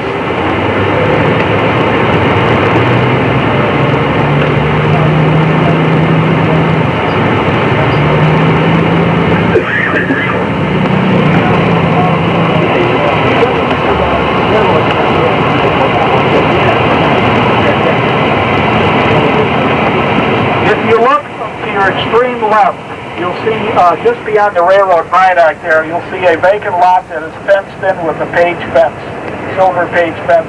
Actually, the railroad blocks it off, but we cannot get the bus in there because the street just dies there. It doesn't even go through. Anyway, if you see the railroad semaphore tower here and the switch tower, the railroad people spotted the fire. It was about an 8-story building, ordinary construction. Brick, but with wooden joists. And when the fire department got there, it was really going.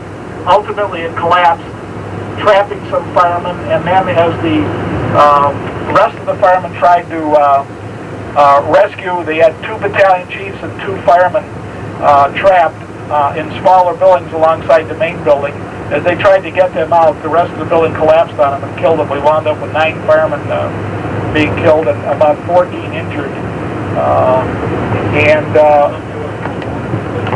Supposedly there was this tower here is Mark Clinton Street.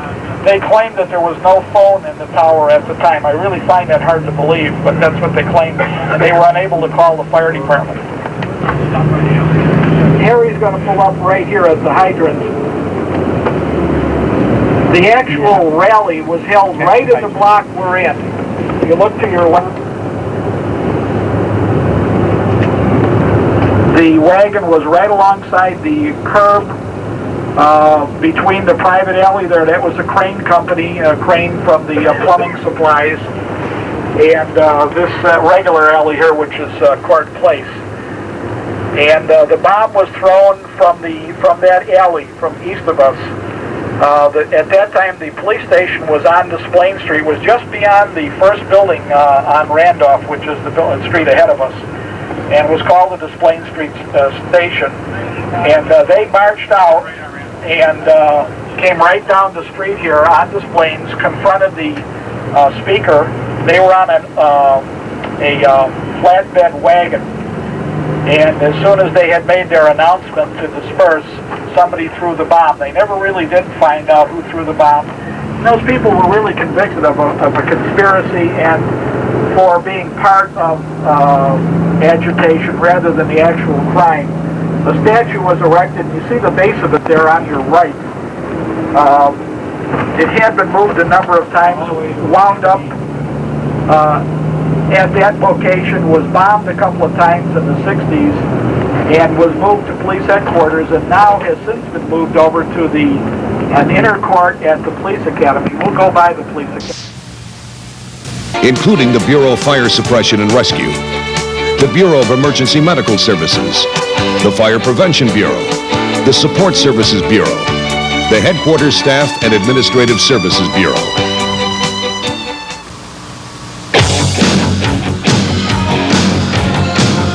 The principal mission of the Chicago Fire Department, the preservation of lives and property from the ravages of fire and a myriad of other perils, is the province of the Bureau of Fire Suppression and Rescue. The exploits of Suppression Bureau members are well documented. Their heartbreaks, their heroics, their sacrifices, all frequently seen on evening newscasts or witnessed curbside as particularly dramatic street theater. The apparent chaos of such scenes, the frenzied activity, the seeming mayhem, the grime, the noise, belies a high level of organization. Organization that begins with the initial training of each probationary firefighter and culminates in the orchestration of manpower, machines and equipment into effective fire suppression and rescue operations. Informing all levels of suppression and rescue is proper training. The Division of Training housed at the Robert Quinn Training Academy is the first stop for the hundreds of new recruits who yearly commence their careers as Chicago firefighters. Here they receive expert instruction from a staff of certified teachers who happen to be experienced veteran firefighters. In the classroom, in the drill hall, and in carefully monitored simulations, the probationary firefighter gains the knowledge, confidence, and discipline necessary to begin a productive and rewarding career. But training doesn't end with graduation from the academy. Out on the fire engine and hook and ladder companies, where the vast majority of suppression manpower is concentrated, training continues with daily schools and drills conducted and supervised by company officers and battalion chiefs. Field training is further supplemented by special duty academy visits and periodic training bulletins, as well as by frequent visits to firehouses by district training officers who refresh suppression members in basic evolutions and familiarize the troops with new programs and innovations. One such program is the First Responder Policy, which guarantees medical emergency victims assistance within minutes from suppression personnel trained in first aid and CPR in case of an occasional unavailability of a nearby ambulance. The Daily In-Service Inspection Program sends fire suppression companies to local small businesses and stores to conduct fire prevention inspections. Units conduct reviews, counsel business owners on the importance of good housekeeping and compliance with the fire code, thereby fostering good public relations. Harmonious community relations, a Chicago Fire Department hallmark since the volunteer era, remains an important objective. Suppression units gladly participate in this effort through a variety of activities. Goodwill is cultivated through monthly school fire drills, through invalid assistance, through fire tours and fire safety instructions, and through summer block party attendance and equipment displays. The community spirit and generosity of Chicago firefighters has been acknowledged coast to coast annually by Jerry Lewis during his Labor Day Muscular Dystrophy Telethon. That Suppression Bureau members actively involve themselves in the community should come as no surprise. All members live in the city of Chicago, and suppression members spend approximately 1/4 of their lives at their duty stations. Once on duty, there is certainly an atmosphere of business, as seen in the daily equipment checks and performance of other routine and administrative tasks. But at the firehouse, there's also a sense of family. Members provide many of their own household items and recreational equipment. They cook their own meals and complete routine chores, cooperating as a family unit might for the common good, so as to be physically and psychologically prepared for the rigors which may await on the next emergency call. And that next call could pose not only the hazards involved in fire, but any of the numerous variety of emergencies to which suppression units respond. To list incidents such as auto wrecks, building collapses, tanker fires, construction mishaps, boating accidents, and aviation disasters is to merely suggest the multitudinous assortment of challenges confronting the Suppression and Rescue Bureau. The Bureau responds to such challenges with carefully developed strategies, skilled teams of personnel, and an array of special equipment. The Incident Command Manual represents the Suppression Bureau's effort to anticipate the unexpected. It reduces to written guidelines the time-tested response levels and command coordination practices which have successfully managed non-high-rise and high-rise incidents, as well as those involving the presence of hazardous materials. So carefully considered are these strategies that the Metropolitan Water Reclamation District has granted the Suppression Bureau franchise to supervise emergency incidents along the entire length of the Deep Tunnel project, including locations outside Chicago. Of course, special jobs require specially skilled personnel and specially designed and equipped machines. The Suppression and Rescue Bureau has drawn from a large pool of veteran firefighters to form its rescue squads and hazardous incident teams. Squad and hit team members have voluntarily undertaken advanced training courses, acquiring the knowledge and developing the skills to face the challenges that frequently confront their elite units. The specially outfitted vehicles of the rescue squads and the hazardous incident team are only the most visible of an impressive array of special equipment at the disposal of fire suppression and rescue. Since emergency services at Chicago's 3 municipal airports are within the Bureau's jurisdiction, many members are trained in operation of equipment custom designed for tackling incidents involving commercial aviation. Also, our city's miles of lakefront and waterways necessitate the utilization of helicopters, fireboats, and diving equipment. The Photo Media Unit, which includes a photo lab, video studio, and photo response units, documents extra-alarm fires, major accidents, and training exercises for use in arson investigation, critiques, and litigation. The Bureau of Fire Suppression and Rescue is charged with the task of handling whatever emergencies the random acts of nature, the malice or the carelessness of man, or the vagaries of chance can present. By marshaling its human and mechanical resources through constant training and organization, the Bureau accomplishes its daunting mission of preserving life and property.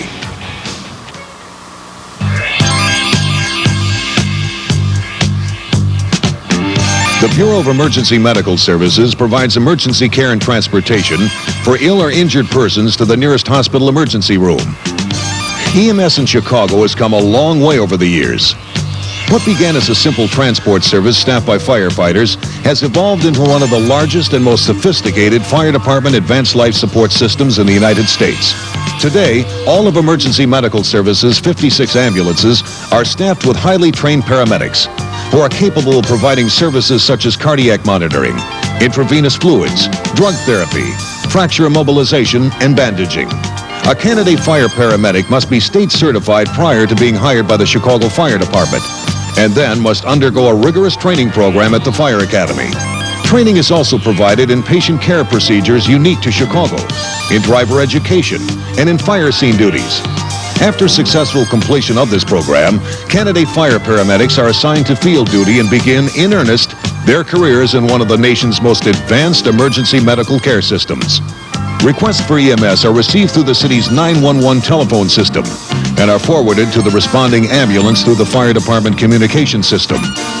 EMS ambulances responded to more than 210,000 calls for service each year, with the average total response time running between 4 and 6 minutes. More than 50,000 of these calls were false alarms. The types of situations a paramedic encounters during a 24-hour tour of duty could include anything from a motorcycle accident or gunshot wound to a heart attack, from a delivery of a child to a mass disaster. While in telemetry communication with a physician at one of the 8 resource hospitals, the paramedic teams literally refuse to allow death to occur in patients ranging from infants to geriatrics. EMS is aided in its mission through the fire department's first responder program, which provides medical emergency victims rapid assistance from firefighters trained in CPR and first aid.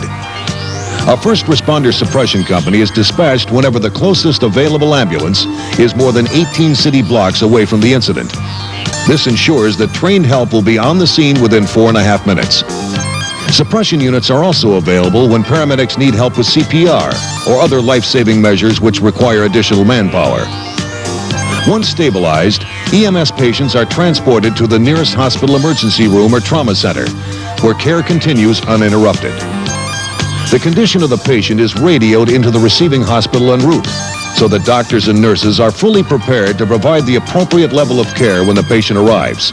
Between runs, paramedics are responsible for the inventory of all equipment and supplies on the ambulance, and for keeping a journal of all activities and responses during their tour of duty. A regular schedule of drills is conducted to keep up to date with changing department and medical procedures.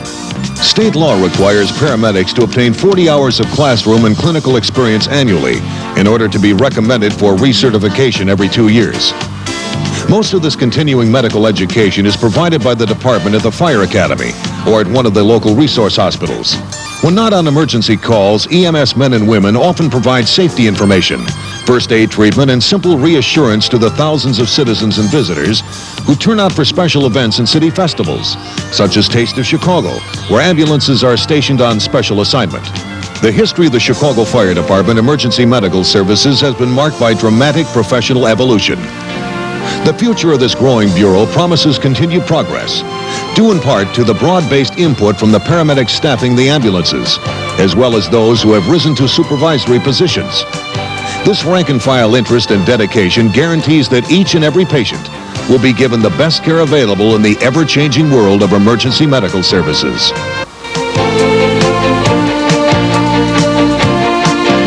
Careful and systematic fire inspections by fire department uniformed fire inspectors are the backbone of effective fire prevention work, and therefore a powerful factor in the reduction of major loss of life and property.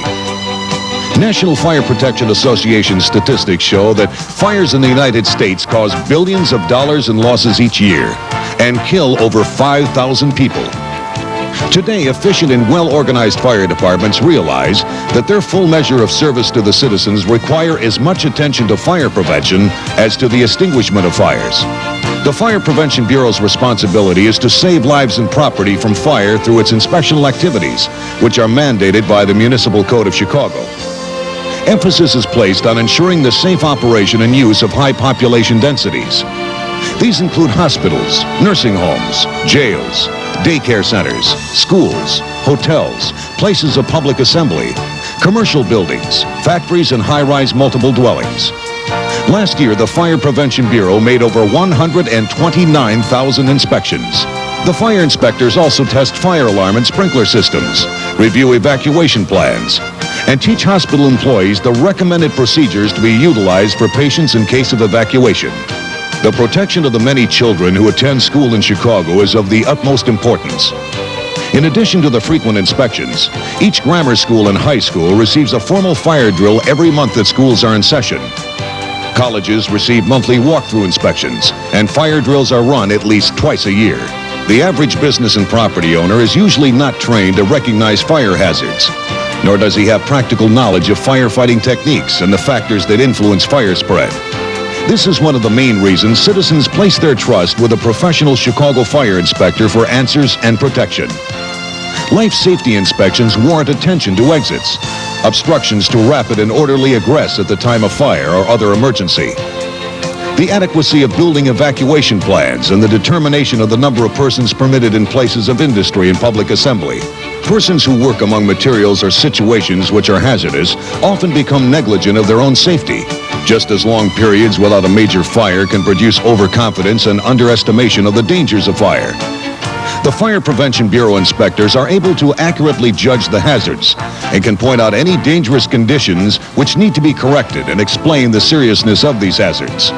The Chicago Fire Prevention Bureau is a vital arm of municipal government, whose various functions, if not properly understood and carried out, could seriously impede the economic and social well-being of the city. and ultimately cause a deterioration in the quality of life for the citizens because of a real possibility for an unfavorable business climate which can cause the erosion of our vital tax base. The operation of a fire prevention bureau does not result as an impediment to industry, but rather as a result of the ongoing public-private partnership, creating a climate within which industry can flourish safely and profitably. Obviously, intelligent and adequate fire prevention code enforcement helps to attract and hold industry within the city. The public education section provides fire safety, emergency medical education services, and community relations services to the citizens of Chicago. Last year, over 6,000 programs were extended to over 425,000 Chicagoans. The Compliance Board of the Fire Prevention Bureau ensures that property owners correct the code violations found by our inspectors. If compliance does not occur, the Fire Prevention Bureau's court section initiates legal proceedings against persons or businesses who fail to comply with the municipal code. Fire Prevention Bureau members are in constant communication with the Corporation Counsel's attorneys, who work in the Housing Court section of the Circuit Court. The Fire Prevention Bureau provides leadership, motivation, and guidance to the citizens of Chicago through fire prevention campaigns and publicity to encourage them to live, work, and play within a safe environment.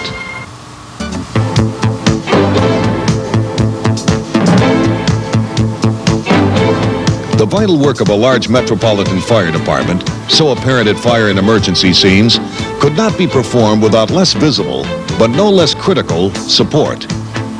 Backing provided in an array of areas, assuring smooth operation ranging from reliable performance of vehicles to dependable function of communications equipment, is administered by the Chicago Fire Department Bureau of Support Services. The Division of Apparatus Maintenance, Repair, and Supply is charged with procuring and maintaining all of the department's over 400 vehicles. Commonly known as the repair shops, thanks to over 15,000 yearly repairs or preventive maintenance operations, the division manufactures or repairs most of the tools utilized in the fire service, as well as issuing all supplies and consumables to the department's 100-plus locations. The repair shops, in operation 24 hours a day, every day, providing additional equipment and support in emergency situations, have initiated the department's Service Life Extension Program, in which 15-year-old fire apparatus are rehabbed and utilized for 10 additional years of fire service duty, at substantial savings to the city without any loss of effectiveness or efficiency. The Division of Building and Property Management provides custodial services, administers renovation and improvements, and coordinates all emergency repairs to the 116 buildings under the control of the Chicago Fire Department. Energy conservation, security, comfort, efficiency, and cost effectiveness are prime concerns in all new physical facilities and department renovations and improvements. This division administers the department's capital improvement program budget and long-range facilities planning, and like the repair shops, it never closes. The breathing apparatus service procures, maintains, and repairs the self-contained breathing apparatus used by firefighters. They refill and deliver the tanks of compressed air consumed in fireground and other emergency operations. The service is also charged with the repair and maintenance of the department's scuba diving equipment, as well as the repair and more than 100,000 yearly refills and deliveries of oxygen resuscitators used by paramedics and firefighters. The Fire Communications Division staffs and operates the department's 2 fire alarm offices, Maine and Inglewood. These offices answered over 1.4 million incoming calls and dispatched fire apparatus and ambulances to over 350,000 emergency incidents during 1989. Fire Communication maintains and operates over 1,500 portable, mobile, and base station communications devices.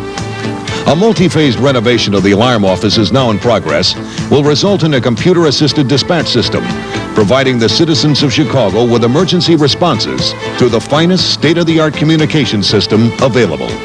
The Office of Fire Investigations and its fire marshals investigate the cause, origin, and circumstances of every fatal, suspicious, or undetermined fire or explosion within the corporate boundaries of the city of Chicago. The OFI preserves all evidence of cause and origin and maintains records of all investigations on behalf of the Fire Commissioner. These reports are available for use by appropriate law enforcement agencies in their follow-up criminal investigations and prosecutions. The OFI coordinates all incendiary fire investigations with the Chicago Police Bomb and Arson Section, the Office of the State's Attorney, the U.S. Attorney, the Bureau of Alcohol, Tobacco, and Firearms, the Federal Bureau of Investigation, and other agencies. Last year, over 9,000 interviews were conducted in order to complete 1,784 investigations. 133 hours of expert courtroom testimony were provided. A fire investigation management computer system, recently initiated, provides efficient and timely case flow management, statistics, and data, and is able to retrieve and store such data and information concerning OFI and law enforcement follow-up investigations. The Bureau of Support Services provides a foundation upon which the Chicago Fire Department can fulfill its vital mission, lending critical behind-the-scenes aid to the highly visible suppression and emergency medical services.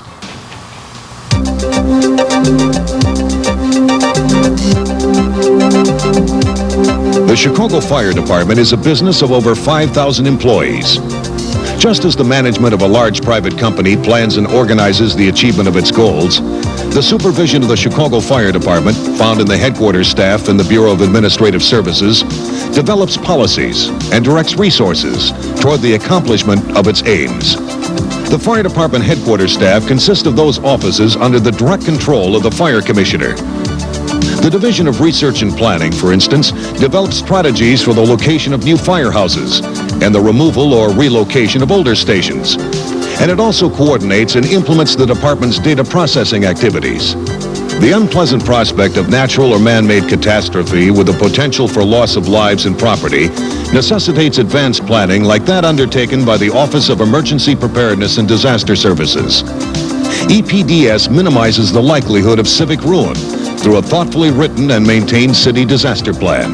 The Governmental Affairs Officer serves as in-house legal counsel for top fire executives and acts as the Fire Department liaison with the City Department of Law, coordinating the compliance of members subpoenaed in duty-related civil and criminal proceedings.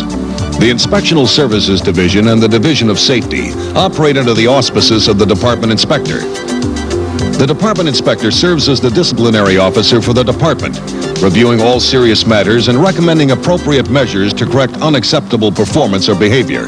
The Inspectional Services Division performs a variety of functions pertaining to fire department employment, including the fingerprinting and criminal background and residency checks of all new recruits. The division also investigates complaints by citizens regarding the fire department and assembles and maintains all disciplinary files. The research, development, and implementation of programs designed to reduce firefighter and paramedic injuries and death, in addition to the investigation of department vehicle accidents, are the responsibility of the Division of Safety. Outfitting the fire department's more than 4,800 uniformed personnel is the responsibility of the Chicago Fire Department Commissary. Located on West Roosevelt Road, the commissary utilizes the latest computer technology for distribution, control, and tracking of a wide array of fire service clothing items, from fire coats, helmets, and boots to formal dress attire and insignias. The Office of Media Affairs works with the press and electronic media at the scene of emergency incidents. It also strives daily to provide useful information to all interested parties and dispel inaccuracies concerning fire suppression and emergency medical operations. The Fire Department's Affirmative Action Office functions to track department compliance with consent decrees and other agreed-upon goals regarding the recruitment, hiring, transfer, and promotional opportunities of minorities. Coordination of the Chicago Fire Department's human resources, from the in-processing of new recruits through the maintenance of harmonious labor management relations to the out-processing of retiring members, is the domain of the Bureau of Administrative Services, consisting of the Division of Personnel and the Division of Employee and Labor Relations. The Division of Personnel coordinates all of an individual member's employment moves, from date of entry until date of resignation, termination, or retirement. The division conducts medical evaluation and review of sworn employees, as well as employee drug testing and screening. All personnel records are the responsibility of the division. The Personnel Office coordinates the Fire Department's annual blood drive and also operates the Employee Assistance Program, which offers confidential help for members desiring assistance in handling any number of life's troubles. The Division of Employee and Labor Relations exists to foster and maintain a harmonious and dignified relationship between Fire Department management and labor. The division represents management in collective bargaining, through labor contract negotiation, and through the processing and disposition of grievances by settlement or arbitration. A majority of the top echelon of the Chicago Fire Department serve a dual role. They perform within their normal day-to-day assignments throughout the department, and in addition, These personnel respond both from their offices while working and from their homes while on off-duty hours to serve as either the incident commander, safety officer,